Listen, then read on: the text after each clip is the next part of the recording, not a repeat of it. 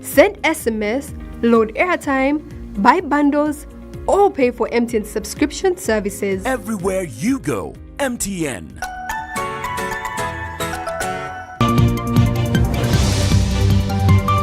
Micheal Municipality MP Zake challenges jurisdiction of Parliamentary Disciplinary Committee. Police intercept 6 juveniles being trafficked to United Arab Emirates. Economic analyst assesses how the Ukraine-Russia war could affect Uganda, while demonstrations call for an end to the Russian invasion in Ukraine. Was brought to you by Everywhere You Go, MTN.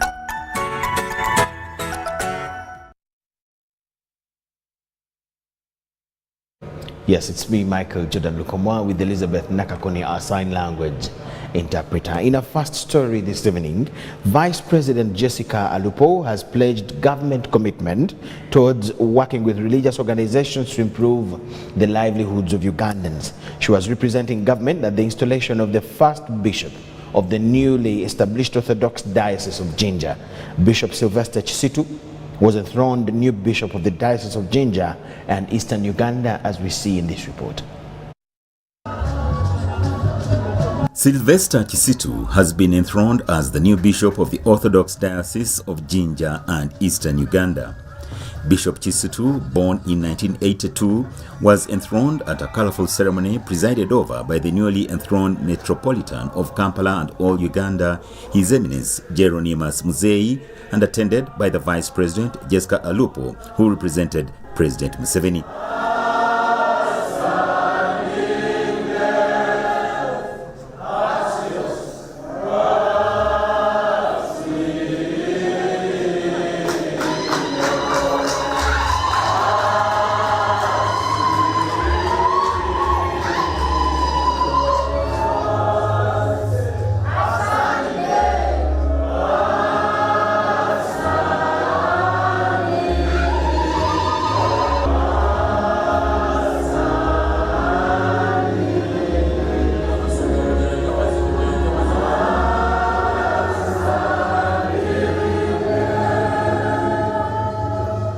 In her remarks, Jessica Alupo congratulated the new enthroned bishop, saying that a new diocese meant strong beginnings. This morning, Archbishop, is yet another very glorious morning in the history of the Orthodox Church, because the Synod sat in Egypt and appointed 3 leaders of the Orthodox Church for Uganda at once. I think that is a record which the Orthodox Church and the whole of Uganda must be very thankful to God about. So having said that, I would like to congratulate you very sincerely for becoming the very ever first bishop for Jinja and the whole of Eastern Uganda. Congratulations. I know that this is Eastern Uganda, and I have a friend called His Grace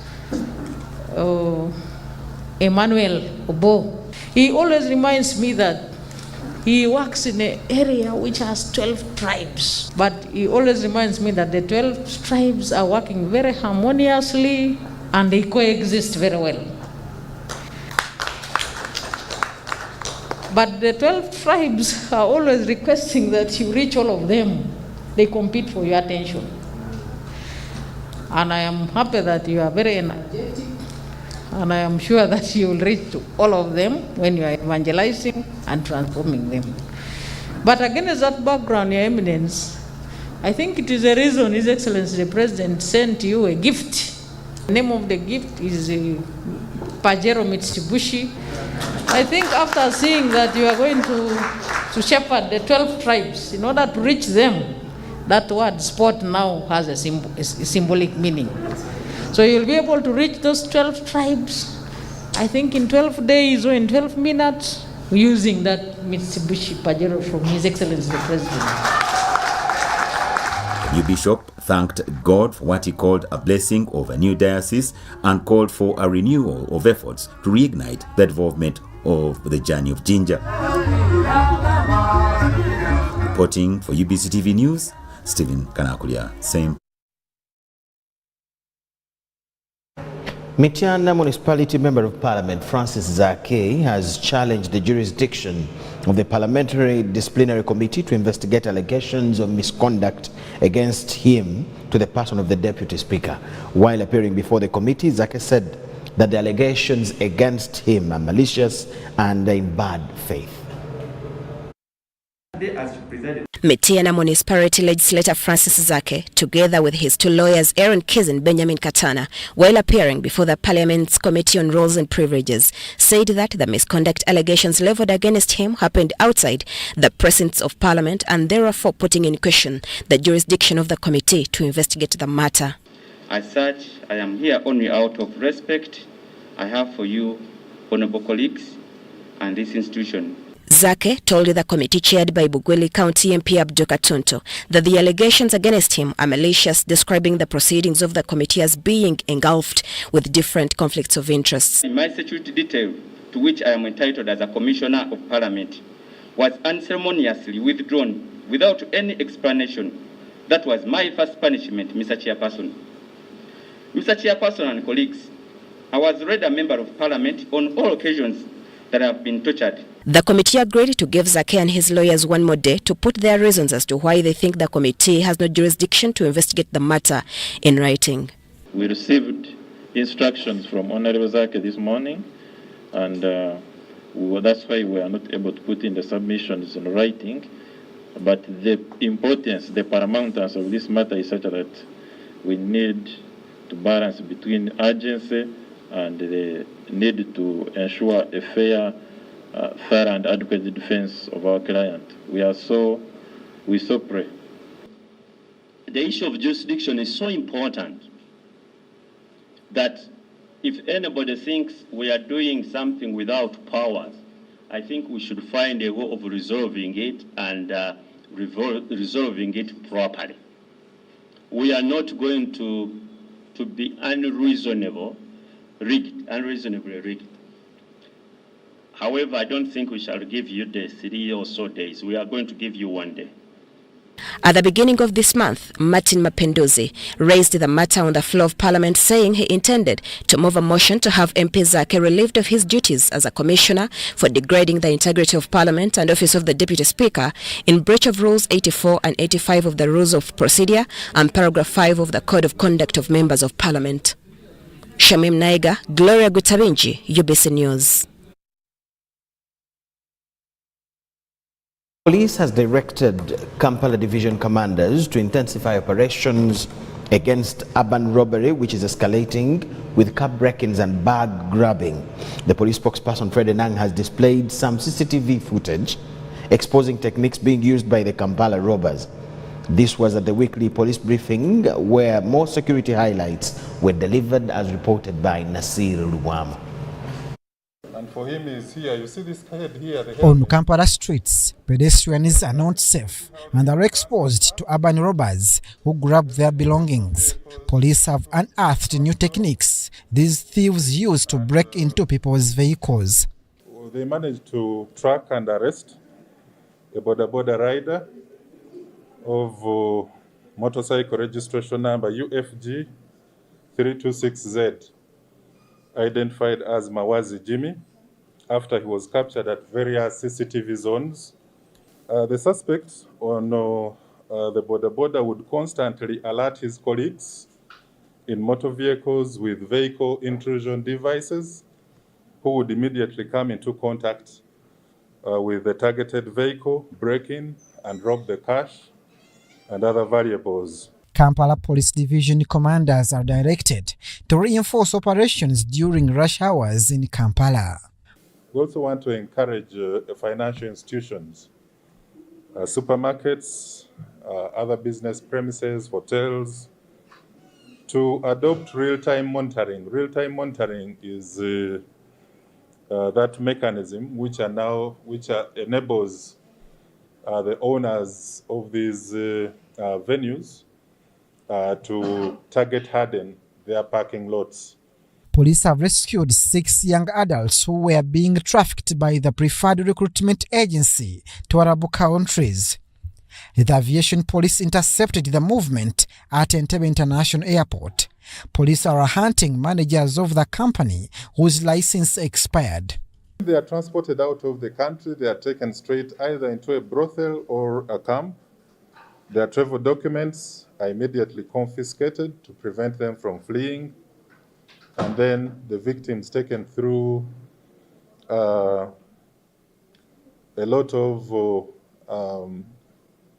sexual and physical exploitation, acts of humiliation, torture, others lose body organs. In other development, Uganda prisons have closed at least 50 COVID-19 isolation centers as a response to the country's status of relaxing on strict anti-corona measures.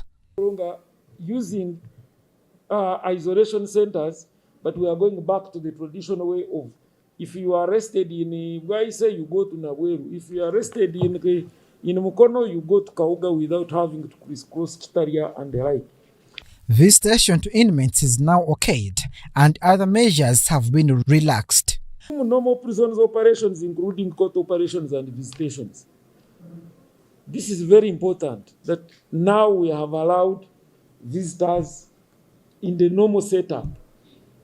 Police have expressed the consistent growing curve of child stealing across the country and human trafficking, which is becoming lucrative in many African countries. Abdul Nasser Lubwama, UBC News.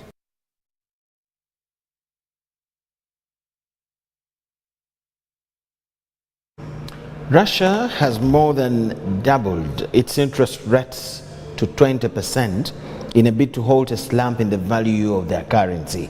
The Bank of Russia raised the rate from 9.5% after the ruble sank 30% after new Western sanctions. The currency then eased back to stand 20% down. The collapse in value erodes the currency's buying power and could wipe out the savings of ordinary Russians.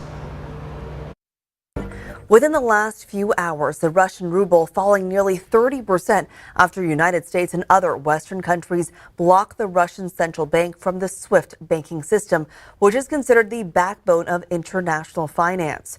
U.S. officials are now telling media that Belarus is now expected to send troops into Ukraine to fight alongside Russian forces. Belarus borders Ukraine and allowed Russia to build up their military in the country ahead of this attack. In Ukraine, an all-out effort continues to save the country. Ukrainian officials say at least 352 civilians have died since fighting began. The heaviest fighting is now reported in Ukraine's second largest city, Kharkiv.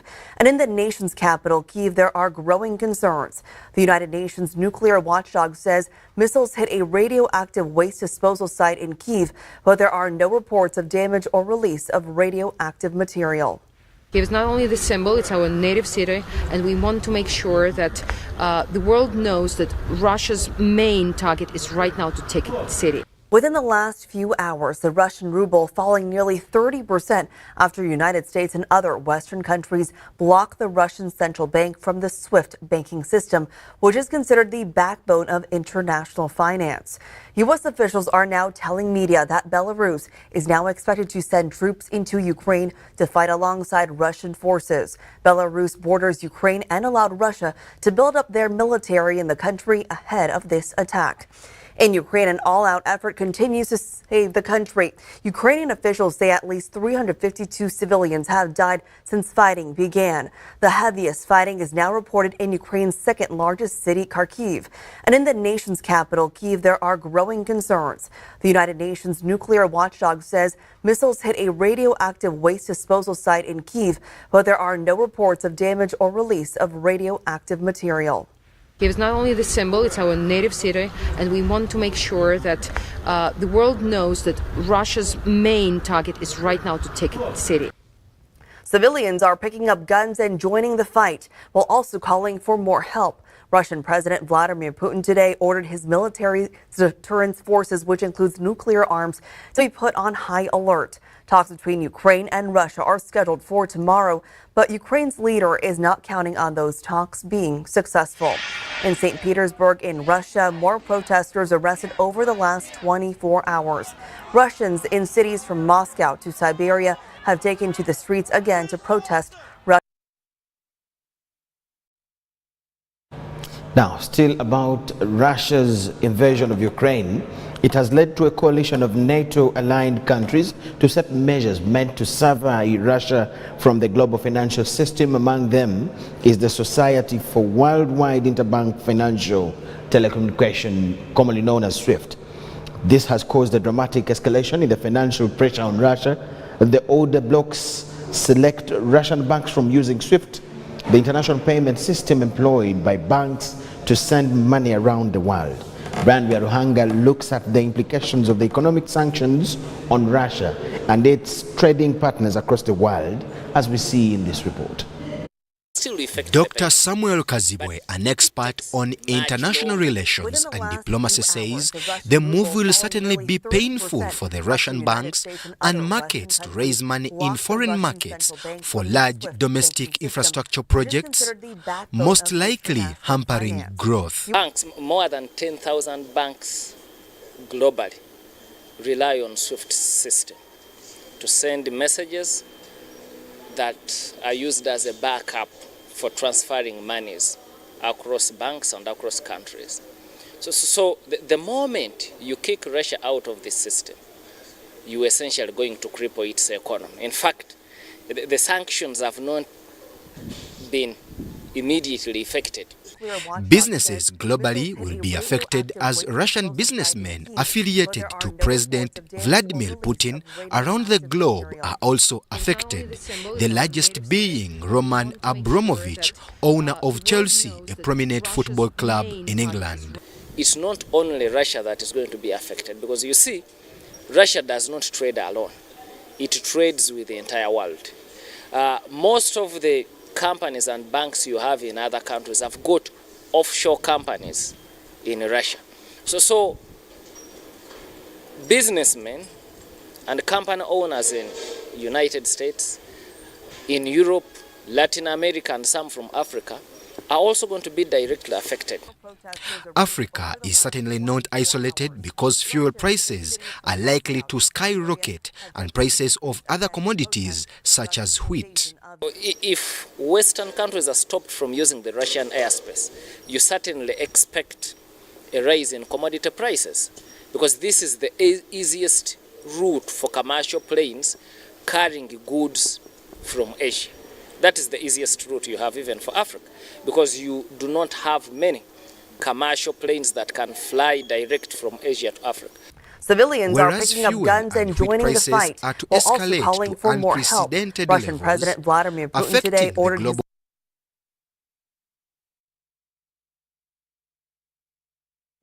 Apologies for that mix-up, but that was our story with expert Sam Kaziwe with his analysis about Russia's economic woes currently and how they may affect the whole world due to their businesses that spread all over the globe. Moving on, city lawyer Isaac Semakade faces charges of offensive communication and cyber stalking after being interrogated at CID Chibuli. Police CID spokesperson Charles Twine confirmed that lawyer Semakade appeared at their headquarters following summons. Although Semakade was arrested immediately after interrogation, he was later released on police bond.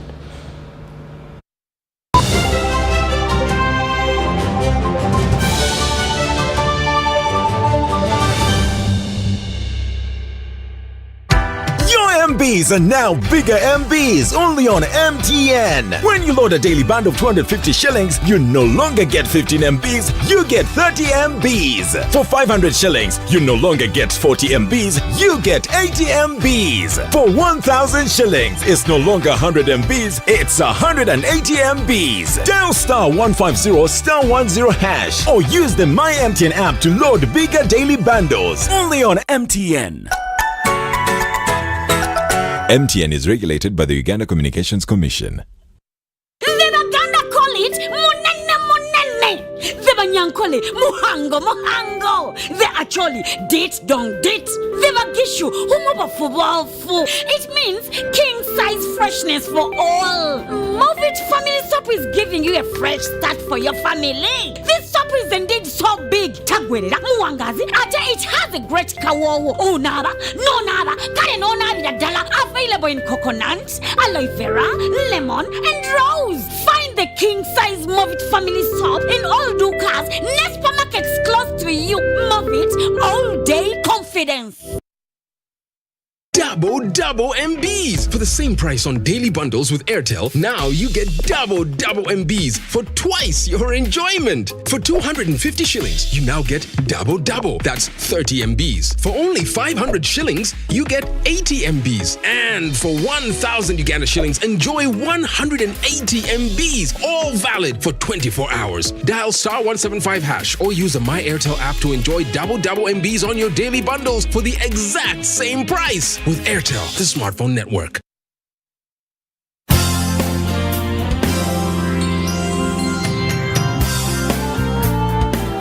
National Medical Stores is a government agency mandated to buy, store and distribute medicines and medical supplies to government health facilities in Uganda. For Ugandans that we serve, help us serve you better by taking your individual responsibilities seriously. Report theft of government medicines and medical supplies to the nearest police station or to the State House Health Monitoring Unit. Do not pay for any medicines or medical supplies labeled Government of Uganda, not for sale. Do all that is within your means to stop all preventable diseases, including COVID-19. Continue observing the Ministry of Health Standard Operating Procedures, SOPs, including wearing a face mask whenever you are in public spaces. Visit a designated health facility to receive your COVID-19 vaccination and a booster dose for those that are eligible. Prevention is better than cure. National Medical Stores, passionate about your life.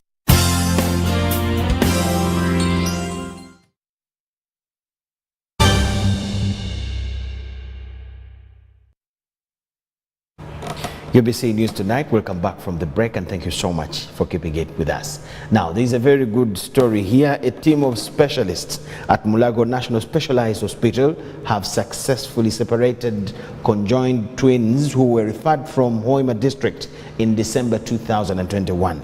The twins, named Brenda and Gloria, are steadily recovering and the mother is also in a good condition.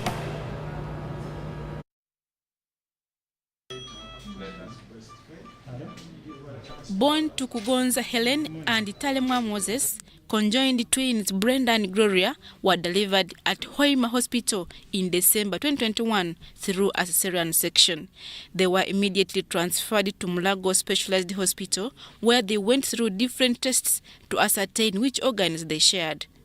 And after that, we had to sit down as a group, different specialists. As I told you, we had to get the cardiologist, that is the cardiac surgeons. We had to get the plastic surgeons, because you knew that when you separate them, you are going to create a very big wound, which you need to cover at the end of the day, because that requires a plastic surgeon. We've looked at the babies, they are doing fine. We pray that they continue to recover very well. This kind of care has been possible because through the renovation we have and equipping and remodeling of the hospital sponsored by the government of Uganda. We are equipped with equipment in theatre and intensive care, and even the wards are better. They were then put on a special diet to gain the desired weight that could sustain them through the operation. Later on, a team of 30 different specialists embarked on the operation to separate them, and thank God the process was successful. So we had to make sure that the heart problems were not too significant to cause us problems, and if they were, what kind of drugs did we need? We had to make sure that the children's lungs were working well before we could say, yes, it's okay to have this, and make sure they don't have an infection ongoing. The mother of the twins, Helen Kugonza, expressed gratitude to the hospital management. It's amazing, even. Yeah, it's amazing. I feel so happy, and I take my thanks to the doctors who made it. Mulago has embarked on handling specialized cases. The management is asking government to consider procuring specialized medicines. We get drugs through national medical stores, but these are essential drugs. Now that we are doing specialized care, needing special drugs and sundries, we again appeal to government. We make an annual plan and present it to the government for funding, and we are appealing for more funding so that we are able to do more of these specialized and not do ad hoc procurements when we have 1 or 2 cases already at hand, because you may lose time and you may lose the babies. Cases of conjoined twins are becoming common, and Mulago Hospital records about 3 of them annually. Adiana Kuti, UBC.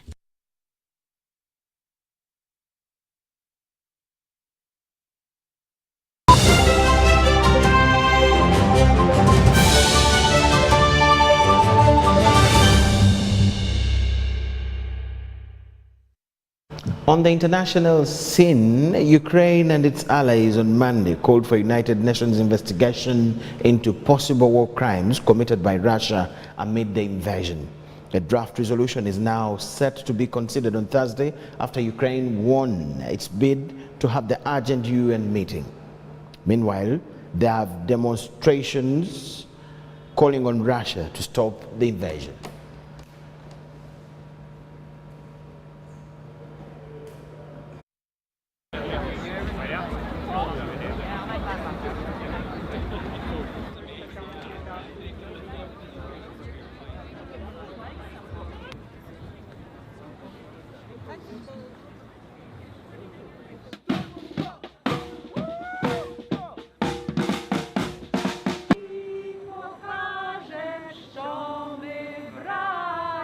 We feel the intergenerational trauma of war and we call for peace.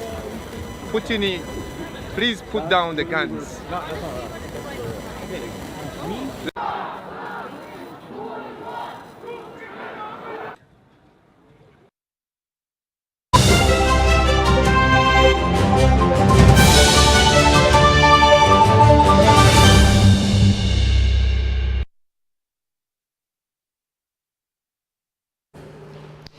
Yes, we thank you so much for watching. It's UBC News tonight, and we now go straight to sports news. In our sports news, after triumphing at the Source of the Nile 2022 marathon, Uganda Wildlife Authority Ali Cheberes and Police Marceline Chelangat are eyeing the Commonwealth Games. Chelangat, who out of action due to maternity, believes she's now in shape to challenge. In an exclusive with UBC TV, the 2 athletes are said being affected by COVID-19 in both training and resources, but believe they will have a series of trials before the games that start on the 28th of July. I have to see that I win a gold for Uganda in Commonwealth. It is determination and focus in training. That's why I'm winning these races. Number 4 was Kwemoy. Been successful, and to me to see the winners in Tororo also winning from here shows that we have young athletes, we have athletes, new athletes that are now coming on board strongly. For women, the person who won in Tororo and won here today is not new, but I'm excited about Marceline Chelangat because after 2018, when she won that bronze medal in Commonwealth Games, she took off time as a lady when she got a baby. So she has made a comeback, and for sure she has announced her huge comeback, and we are excited about that. Cheberes Ali is a new name, and we are excited. You remember I promised Ugandans that brace ourselves for new names.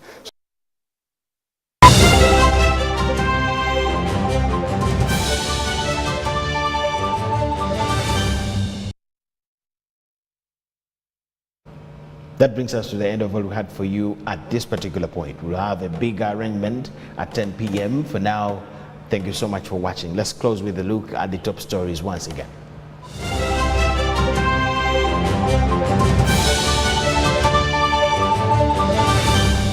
Brought to you by How to get points Just use MTN to make calls, send SMS, load airtime, buy bundles, or pay for MTN subscription services. Everywhere you go, MTN.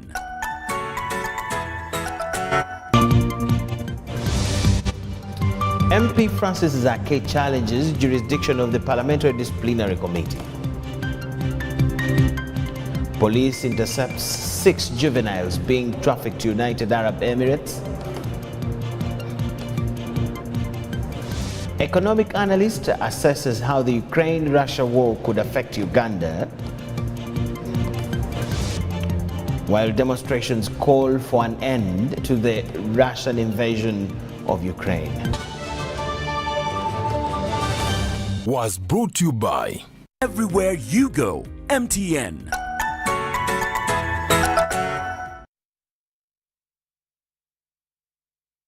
Once again, thank you so much for watching. My name is Micheal Jordan Lukomwa with Elizabeth Nakakone and the whole team. We catch you at 10 p.m. Bye-bye for now.